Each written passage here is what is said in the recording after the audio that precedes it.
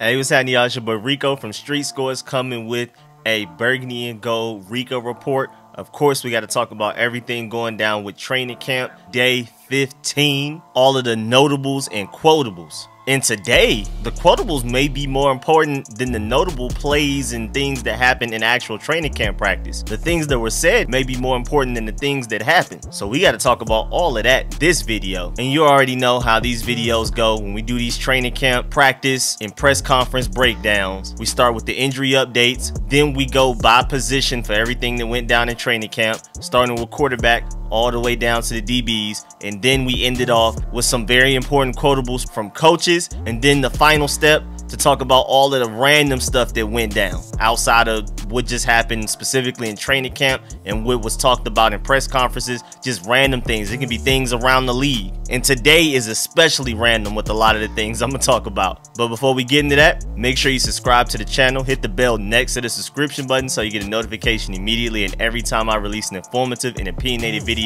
just like this one. Also, make sure you check out the rest of the channel. All of my videos are organized in playlists. I even have a comedy playlist for all of my funny videos. Also, just put out a video talking about the cuts that happened today. We had to get from 90 players to 85 today, and I break down how we actually kind of have 87 through 2 technicalities, and I also break down Hog Haven's depth chart that they came out with today. So make sure you go check that out as well. And without further ado, let's get it.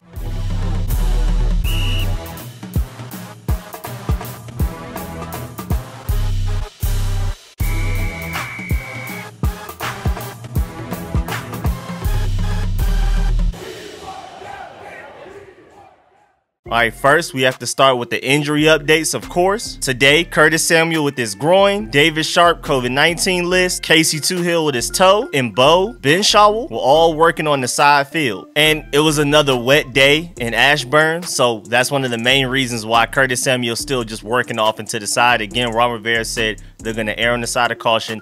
They're not going to force him back.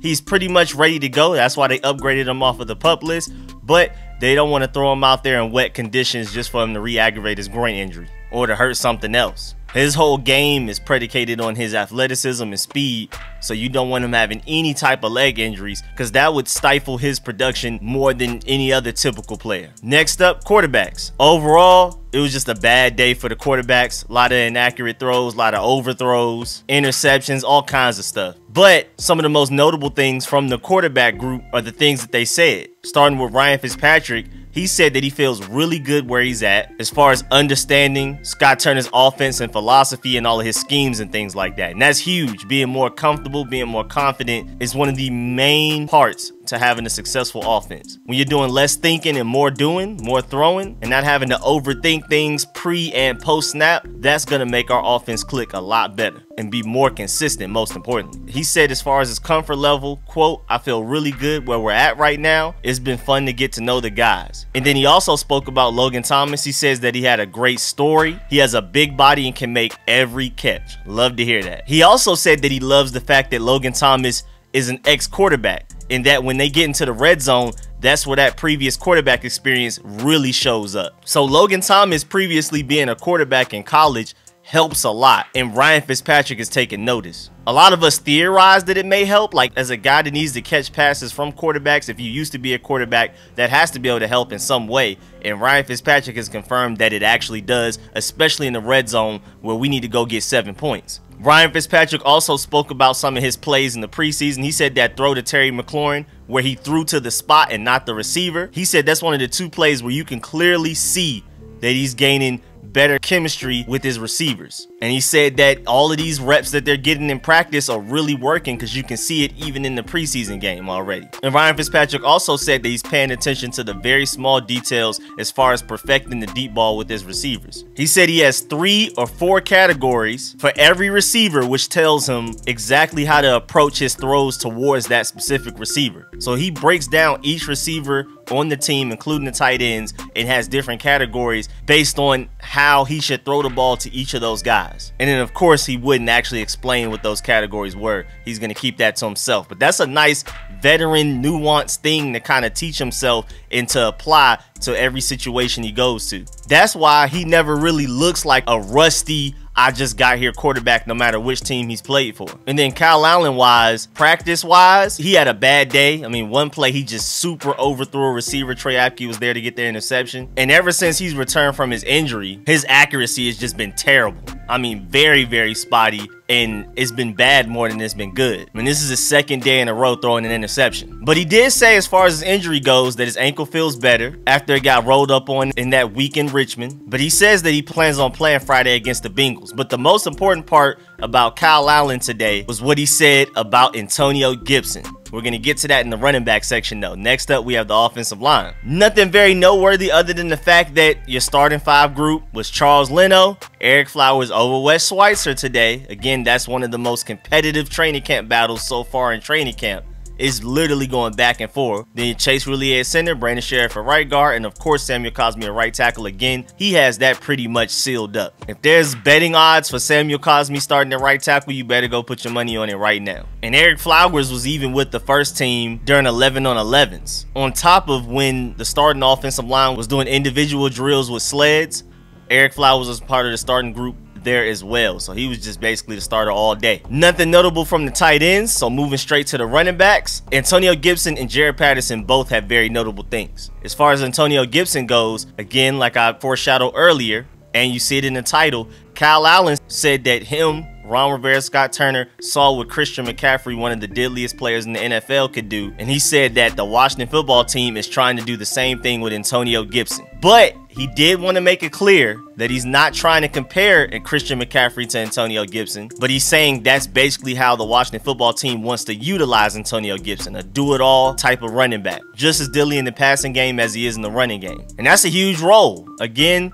just based on how many weapons we have on offense, I don't think he'll ever have the workload of a Christian McCaffrey, but I definitely think he'll have the versatility. And remember, if he can catch up mentally, I don't see why he couldn't be Christian McCaffrey, just in a slightly limited role in comparison, because he's stronger, bigger, and faster than Christian McCaffrey. So there's no limits to athleticism. And he actually was a receiver in college where Christian McCaffrey was actually a running back. And then Jaret Patterson, man, super excited about the news I heard today. First of all, he showed quickness and great decision making when he was asked to run the ball today in practice, made a lot of great moves. I mean, basically looked how he looked in the preseason. And then also, Ron Rivera has been giving Jaret Patterson work with returner ever since he showed out as a running back in the preseason. They're like, man, he looks like he's got to make the team. So we might as well see what he could do as far as special teams goes, being a returner in punts and kickoffs. And so far, Ron Rivera says that he's very pleased with Jaret Patterson has shown as far as being a returner. Said he did a really nice job today and that he's taken advantage of all of the opportunities they've given him. Every time they expand his role in any way,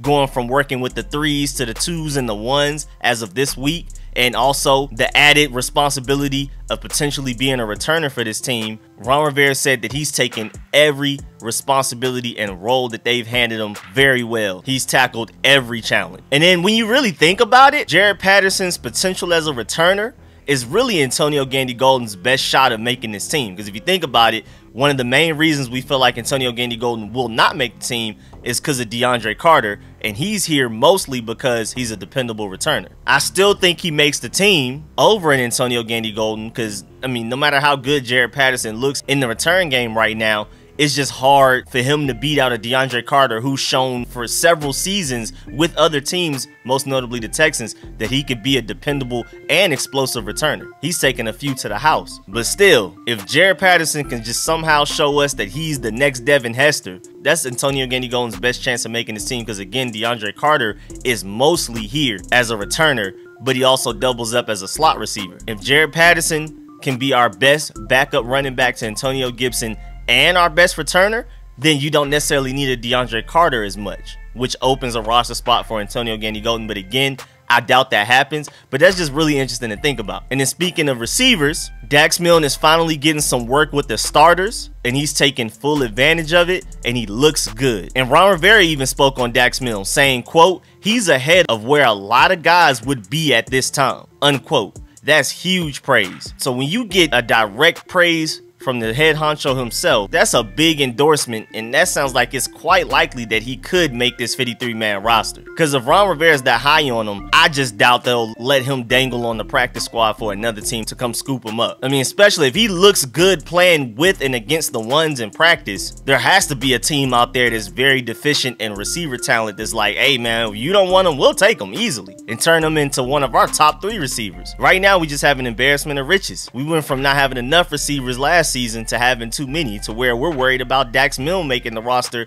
where I'm pretty sure there's a handful of NFL teams out there that wish they had Dax Milne right now. And then also, speaking of Antonio Gandy-Golden, Ron Rivera specifically addressed the fact that Antonio Gandy-Golden has been having a good camp. He said that he's working well with the QBs and using his size to his advantage, which is going to be the main reason that he makes this team if he does, because you just can't teach height like that. If he's able to actually use that, that's his best chance of making a team. And then as far as defense goes, nothing very notable from the defensive line or linebackers, so we're going straight to the DBs. First of all, with the first team defense today, when they went against the scout team, Benjamin St-Juste was out wide, Kendall Fuller was in the slot, and Bobby McCain was at free safety. Very notable. I mean, that's pretty crazy. I'm not exactly sure who was the strong safety on that play.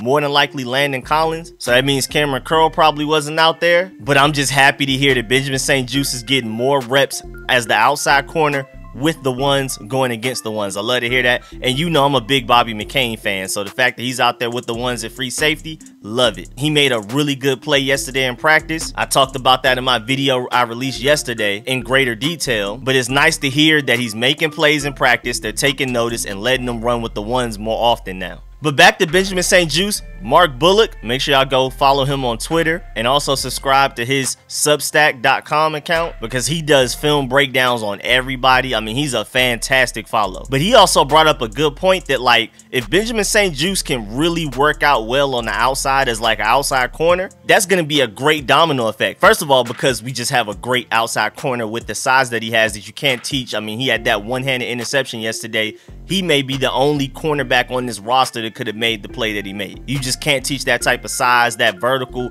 that reach that he has. But also the domino effect is that if we're able to play more man coverage, William Jackson on one side, Benjamin St-Juste on the other, that frees up a Jon Bostic, a Landon Collins, and they'll be able to disrupt offenses within the box and in the backfield. Specifically, that would allow them to overload the Chase Young side. So even if the offense overloads protections towards Chase Young, you'll still only be able to single block him because Landon Collins, Jon Bostic, maybe Cameron Curl, Khaleke Hudson, whoever, are able to rush the passer as well and attack the backfield because you have Benjamin St-Juste and William Jackson out here one-on-one against receivers holding it down. And Chase Young being single blocked as much as possible just sounds like a bunch of sacks, turnovers, and games won. Whatever domino effect it takes to get Chase Young to be a better disruptor and a more consistent disruptor, once he's being single blocked, you could pretty much expect him to win that rep 90-something% of the time. So whatever we got to do to make that happen, let's do it. And the fact that Benjamin St-Juste could be the catalyst for that, hey man, that man Mark Bullock has a great point and got me excited over that one. Also, speaking of Landon Collins, according to multiple reports, he had a crazy day today. He was everywhere. He had a few pass breakups. He was running side to side to sniff out run plays. I mean, he dominated. And again, this just reaffirms that Landon Collins right now, as of this training camp, looks the best he's ever looked since we signed him. This is the closest he's ever looked to his Giants All-Pro self, so I'm really excited to see what he's going to do within this defense. Again, like I've said before, you know, learning an entirely new defense, going from the Giants to Greg Minuski to Jack Del Rio, there were going to be some bumps in the road. It was going to take him a second to learn this defense because he's playing safety. It's not like William Jackson, who has admitted himself that he's having some struggles learning Jack Del Rio's defense, but at the end of the day, he's just a corner. Cover the receiver. Landon Collins is a safety. He has multiple roles. Stop the run, play within the box, blitz, go after the quarterback, chase the running back around, cover the center, cover the slot receiver, cover an outside receiver, zone coverages, all that type of stuff. So learning things like that in an entirely different defense like Jack Del Rio's, especially with how complicated and creative his is going to be, he's going to be like literally the defensive coordinator version of a Scott Turner. We're going to have one of the most creative football teams in general schematically. So now that he's further in his progress of learning the defense, he's able to do more, think less. That's the theme with a lot of players on this team. And then lastly, Troy Apke was able to scoop up that one Kyle Allen interception I briefly mentioned earlier. It didn't require a heck of a play out of him, but the fact that he was where he needed to be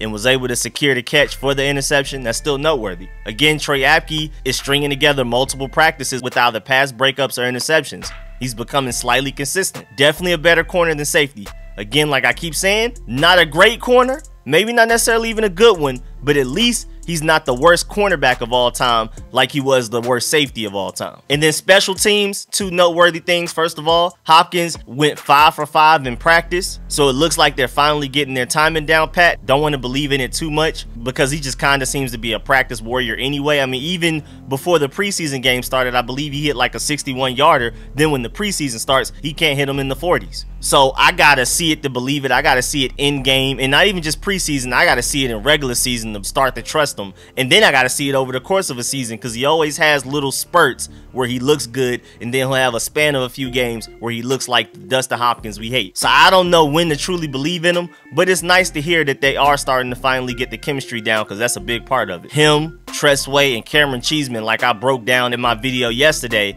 there's many levels to the chemistry that they had to get down, and I'm glad that they're making progress and seeing some results. And then lastly, Tress Way yesterday broke down a lot of cool, important, noteworthy things about the special teams and how they're working to get better. And they're running a simulation right now where they're faking out the returners, because Tress Way said that he's noticed that the returners are kind of guessing where he's gonna kick, and they've been using that to their advantage instead of like just purely using their eyes and their concentration. So he wants to make sure he simulates like real NFL game returning reps for them. So now he's trying to throw them off so that they can actually field punts without any previous mental advantage on their side. I like that. Make sure they earn it, because they're not going to be able to guess every time in real NFL games. So we don't want them to get used to being pampered in practice and then go out there in real NFL games and start muffing these punts. Maybe that's what was wrong with Steven Sims last year. Maybe we should have been doing that with the special teams drills. And then the last part of this video, the and more section, just warning y'all, is going to get very random. First of all, Ron Rivera said, as far as his involvement in the Washington football team's rebranding process, he said, quote, "Well, the nice thing is that they asked my opinion about a lot of things, and that's cool, and I appreciate that," unquote. He said not only does he love the fact that they reach out to him, but they're also reaching out to the fan base and the alumni. He loves how widespread the Washington football team, Jason Wright and all of those guys are, as far as being inclusive with everybody, being able to have a say in what the team's rebrand is going to look like. Because that's going to be important, because we can assume that after this rebrand with the new name, the new logo, the new identity, we're doing this with the assumption that this is going to be permanent. So this is very important. This is a very important moment in our franchise's history. Definitely not something to take light of. Also, an update, the Washington football team does not plan on requiring proof of vaccinations to attend FedEx Field. And they also will not require masks. They highly recommend them, but they won't. But that update came out, and it was just kind of like a reiteration. We already knew that, but they wanted to confirm it again, because the New Orleans Saints and Las Vegas Raiders have recently announced that they will require proof of vaccinations. But right now, as far as the Maryland mandates go,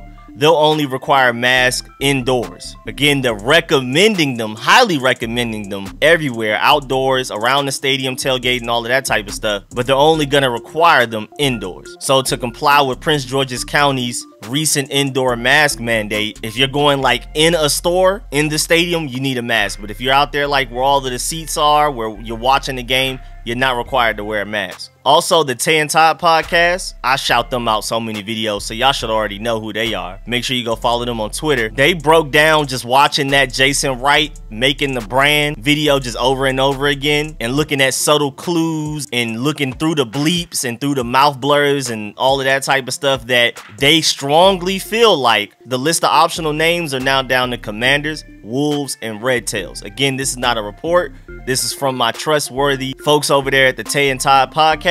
So we'll see, but just, you know, I just wanted to go ahead and put that out there, because if our name ends up being one of those last 3 names, remember that you heard it first from the Tay and Todd podcast, especially if it's something random like Commanders that just came out of nowhere recently. Also, in very random news, my Georgia Bulldog DJ Daniel got cut by the Jaguars today. Well, waived technically, so that made me kind of sad. But in good news, so far, the highest graded preseason rookie DBs are number 1, Patrick Surtain for the Broncos, and then number 2, my Richard LeCounte for the Browns. That Browns defense is about to be filthy because they got him in the later rounds. I'm not even that super high on him as a Georgia Bulldog fan. So the fact that they were able to get JOK way later than he should have gone, and then Richard LeCounte is out here looking that good for them, oh, their defense is about to be insane. I mean, they just signed John Johnson and a whole bunch of guys in the offseason. They brought in Jadeveon Clowney to go on the opposite side of Myles Garrett. Like, bro, that defense is ridiculous. I mean, they've been getting steals out of the DB group the past, like, 3 years already. And now Richard LeCounte may add to that. Oh, my Lord. Also, super duper random news, but if you know me, you know I'm a big Antonio Callaway fan, but the Chiefs finally waived the injured ex-Browns wide receiver Antonio Callaway.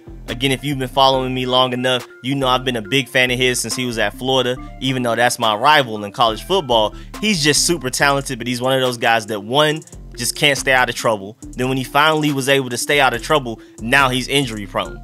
So it's just, I mean, he's literally an Antonio Brown type of talent, like the exact play style, literally that type of potential. Easily has top 10 receiver in the NFL potential, but can't stay out of trouble, then he couldn't stay healthy. Also, many of y'all may care about this, but the Giants have released Alfred Morris today as well. And then I should have talked about this when I was talking about the potential names, but there was some pictures in that Making the Brand video, and they had some logos showing up in the stadium, and a few of them look like they were attached to Wolves. I don't necessarily love the logos, but I'll take whatever I can as long as the name has something dealing with Wolves. I'm happy. But yeah, man, that's the end of this video. Please like this video if you liked it. If you learned anything, please get in the comment section and let me know how you feel about everything discussed in this video. Of course, please subscribe to the channel. That's huge. And as always, man, I appreciate all of the support, man. Big shouts out to everybody that donates to the channel. Big shouts out to all of my sponsors, especially my Pro Bowl sponsors, whose name you see scrolled on the screen right now. Again, go check out my video I just came out with less than an hour ago. Well, as of me recording this, by the time I edit it and get it out, it's probably going to be a few hours ago. But I did a Hogs Haven depth chart breakdown, and I also analyzed why Greg Stroman was released today. So again, go check out that video. Also, again, leave a like on this video on the way out. I appreciate y'all. I'll catch y'all later. I'm out.